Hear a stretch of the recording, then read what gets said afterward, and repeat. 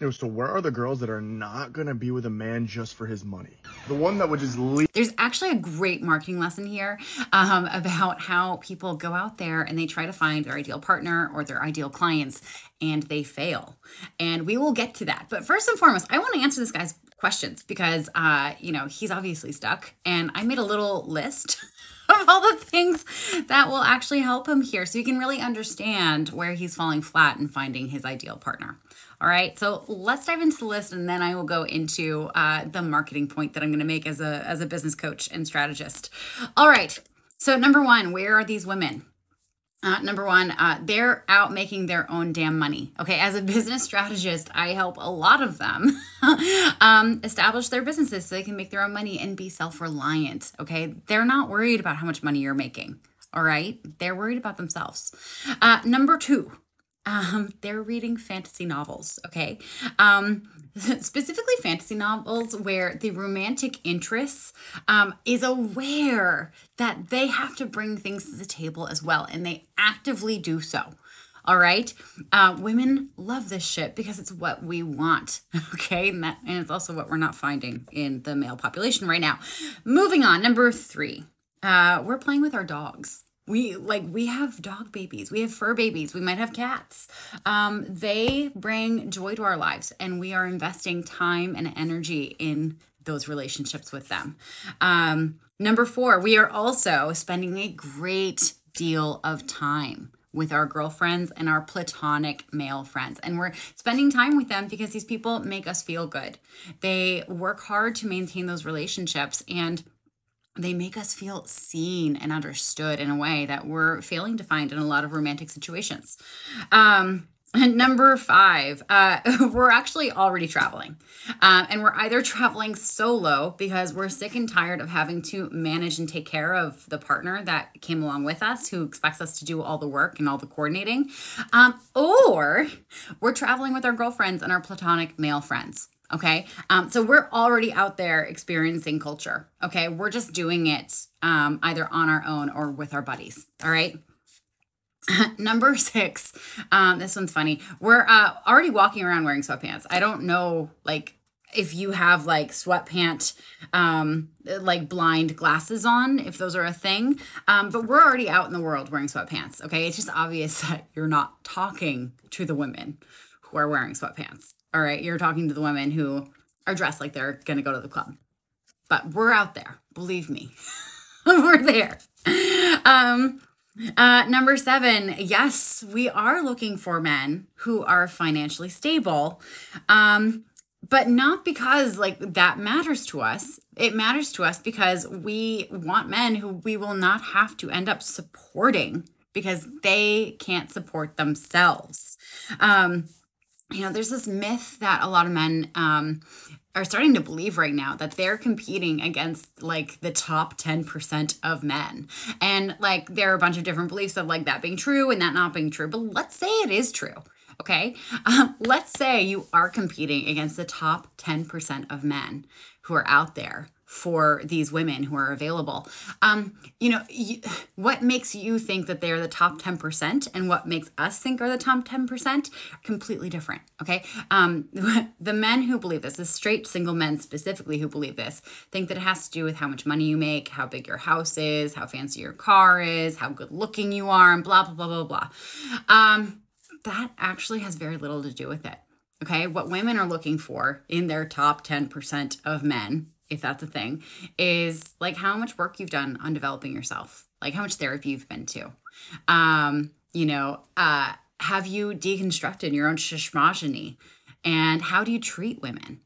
We're looking for men who have rich social lives with relationships with their male friends that reflect the relationships we have with our girlfriends. Because one of the things that women are tired of is having to be everything for our male partners. Okay. We can't be that for you, just like you can't be that for us.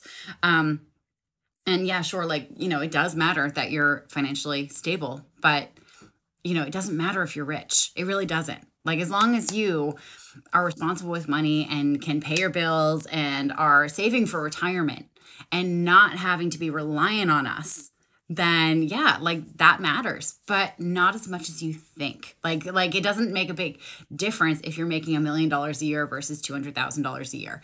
Like as long as you are able to cover your own expenses and like be a full ass grown adult, that's what matters to us. Moving on. Okay, so we also, this is a big one. We only go for guys who use adult terminology for us. Okay, so I know like in your little banner, you use the term woman. Love that. But throughout your little tirade, you only refer to women as girls. All right. The women who you're talking about refer to themselves as women and only date men who refer to them as women. They are not girls. They are grown ass adults. All right. So that is kind of like where you're going wrong with this. Want to give you a little bit of advice, and then I'm going to bring this to that marketing point for, you know, people who are starting businesses, who may be doing similar things in failing to find their ideal clients as this guy is doing in failing to find his ideal female partner. Okay, so number one, go to therapy, read some self-help books, do some internal work. As a money mindset coach, you know, the fact that you're so obsessed with this idea that women are only after you for your money, that tells me that you actually have a very deep-seated belief that like your value lies in how much money you have.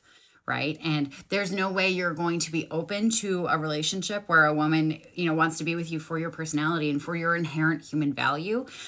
If you continue to hold that belief around like your personal value being equated or being a result of your financial value.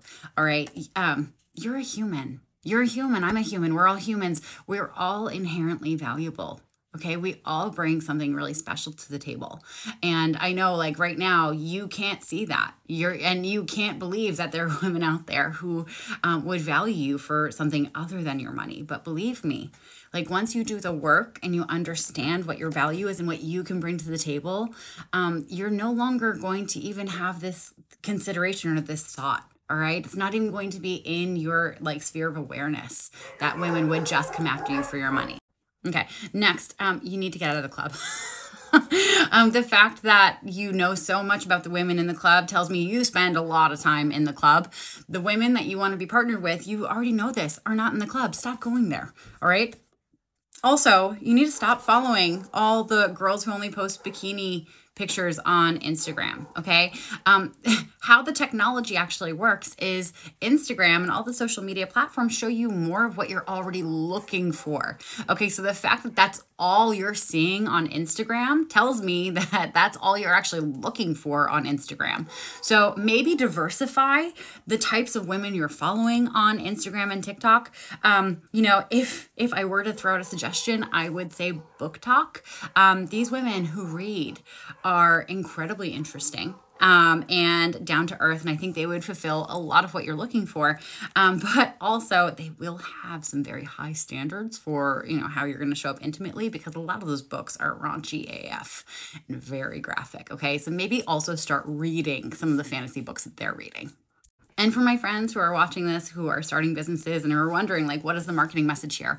Okay, first and foremost, like, if you don't understand your ideal client, just like this guy does not understand his, like, idealized partner, you're never going to find them. You're going to look for them in the wrong places. You're going to use the wrong terminology that will actually send them running to other people. Okay.